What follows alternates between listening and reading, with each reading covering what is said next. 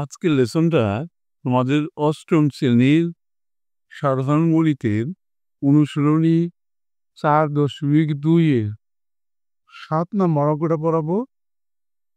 দেখো কি বললো অঙ্কটায়, x - 2y = 3 হলে x³ - 8y³ - 18xy এর মান নির্ণয় করো। করি আমরা অঙ্কটা। অনুশীলনী 4.2 7 নম্বর অঙ্কটা যা আছে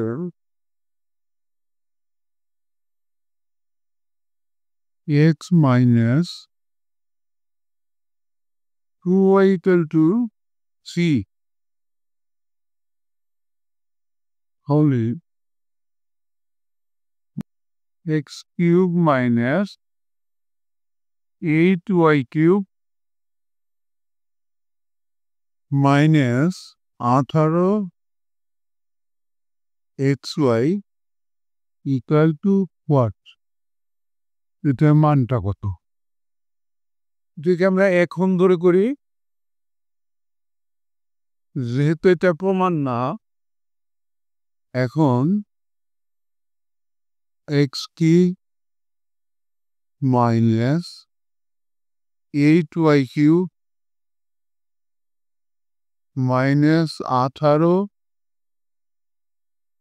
18xy = আমরা a³ - b³ সূত্র ফেলবো প্রথম দুইটাকে। x³ - 2y এটাকে সূত্র হলো -18xy, এটা ঠিক রাখলাম।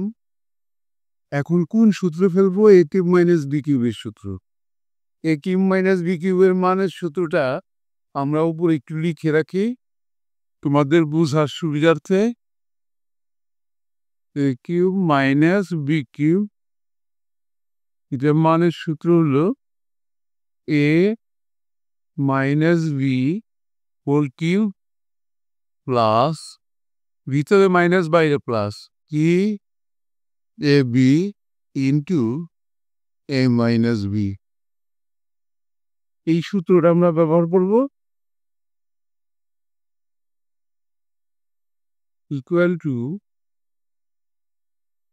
a - b, a মানে x, b মানে 2y, a - b whole plus c into a মানে x, b মানে 2y plus y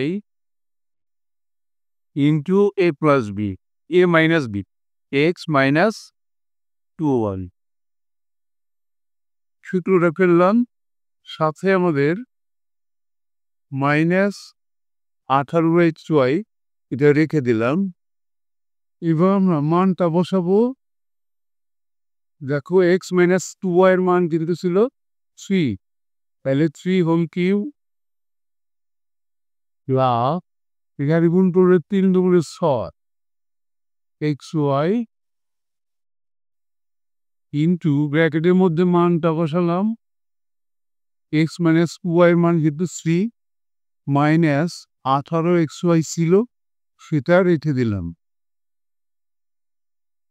equal to 3 লিখে 9, 3 নং 27, 27 প্লাস 18xy মাইনাস 18xy।